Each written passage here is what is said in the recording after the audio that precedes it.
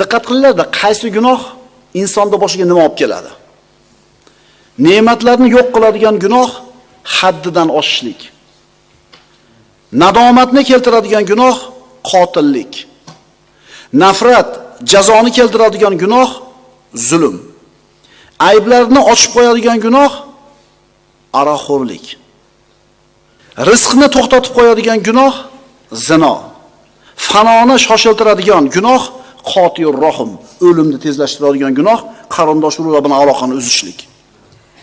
Duoni rad qiladigan gunoh ota-onaga oq bo'lishlik. Yana u kishining hikmatlaridan idza udifal bala'u ilal bala kana minal bala'i afiya. Agar balo ustiga balo kelayotgan bo'lsa, bu keyingi kelayotgan balo ofiyat balosi ekan. Ya'ni tugayapti degani bu. 3 xil odamdan hushyor bo'l. Xoindan, zolimdan va chaqimchidan. Seni foydang uchun xiyonat qilgan kishi seni zararing uchun ham xiyonat qilib qo'yaveradi. Seni foydang uchun birovga zulm qilgan kishi seni zararing uchun ham birovga zulm qilib qo'yaveradi.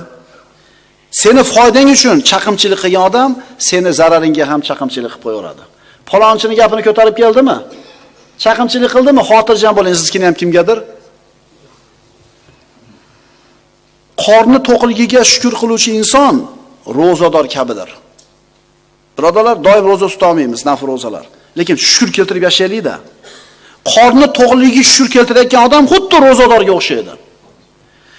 Ofiyatiga shukr qilgan kishi baloga uchragan kishi kabidir. Ya'ni balosiga sabr qilayotgan odamga qancha ajr bo'lsa, ofiyatiga shukr qilayotgan insonga ham shuncha bo'ladi. Mujomalatun nasi sulusul aql. Odamlar bilan go'zal muomala qila olishlik aqlning 3dan biri degan ekan.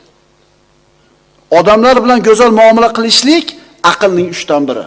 Shuning uchun birodarlar, odamlar bilan qilayotgan muomalamizni qarab qo'yaylik.